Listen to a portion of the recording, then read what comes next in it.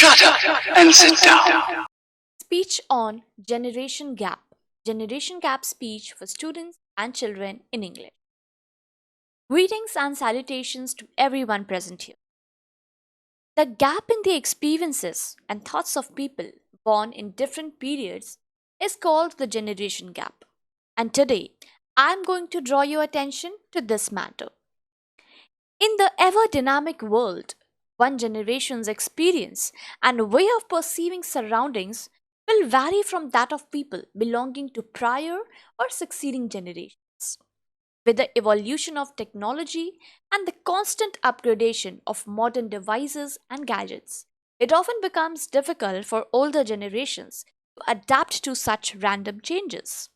And such differences have caused the so called social problem called generation gap to come into existence. Even though this problem might sound very natural to exist in many cases, it has also shown an adverse effect on relationships. The conflicts that two or more generations often have are based on any one of the following aspects like ideologies, opinions, customs, trends, traditions, etc. And the problems of generation gap has mostly taken negative toll on the parent-children relationship. Other effects of the generation gap are the conflict in thoughts and opinions between the youth and older people who mostly dominate the top position of every sector. The youth has a more enthusiastic and easily adaptable way of living, whereas older people seem to have a more rigid and judgmental outlook on life.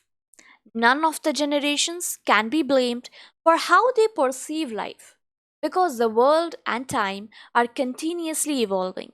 And the only solution to resolve conflicts surrounding generation gap is by bridging this gap. Sometimes parents try to impose their beliefs on their children to pass down the advice and guidelines they were taught. But the youth often refuse to accept anything other than what their logic and rational thinking permit. However, such generation gap conflicts can be smoothly resolved if people of different generations try to be more understanding and courteous towards others' views. And it is best to appreciate and welcome new, rational, innovative ideas. The generation gap between parents and children can be resolved by spending more time with each other and respecting and considering each other's opinions. The lack of proper communication among people plays a significant role in increasing this gap we are talking about.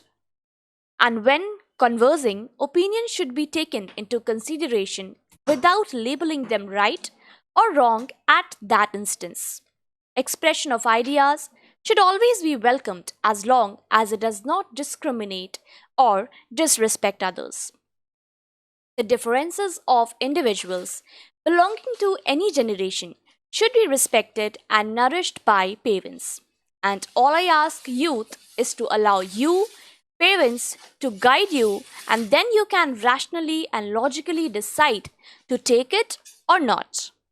The beautiful gifts of God, like the relations we hold so dear to us, can be cherished if the gap between the generations is bridged. And bridging the generation gap will also strengthen the bonds of love and bring more happiness to families and society. Thank you.